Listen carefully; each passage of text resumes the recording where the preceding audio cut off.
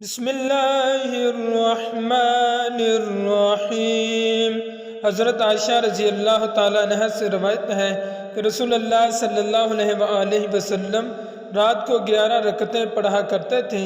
رات کی نماز آپ صلی اللہ علیہ وآلہ وسلم کی یہی تھی۔ ان میں سجدہ اتنی دیر کرتے کہ آپ صلی اللہ علیہ وآلہ وسلم کے سر اٹھانے سے پہلے تم میں سے کوئی 50 آیتیں پڑھ لیں، اور فجر کی نماز سے پہلے 2 رکعتیں سنت کی پڑھا کرتے، پھر داہنی کروٹ پر ذرا دیر لیٹ جاتے، یہاں تک کہ مؤذن نماز کے لیے بلانے کو آپ صلی اللہ علیہ وآلہ وسلم کے پاس آتے۔ حضرت انس بن سیرین نے کہا، میں نے عبداللہ بن عمر رضی اللہ تعالی عنہ سے پوچھا،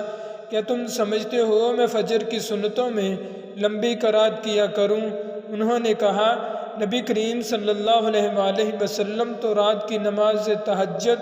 2 رکعتیں کر کے پڑھتے، پھر 1 رکعت پڑھ کر ان کو طاق کر لیتے، اور فجر کی نماز سے پہلے 2 سنتیں تو اس طرح پڑھتے گویا آپ صلی اللہ علیہ وآلہ وسلم کے کان میں تکبیر کی آواز پڑ رہی ہے۔ حماد نے کہا، یعنی جلدی۔ حضرت عائشہ رضی اللہ تعالی عنہ سے روایت ہے کہ انہوں نے کہا، رسول اللہ صلی اللہ علیہ وآلہ وسلم نے رات کے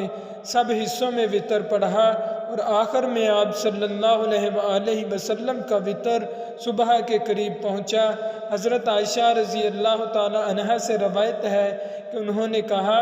نبی کریم صلی اللہ علیہ وآلہ وسلم تہجد کی نماز پڑھا کرتے تھے، میں آپ صلی اللہ علیہ وآلہ وسلم کے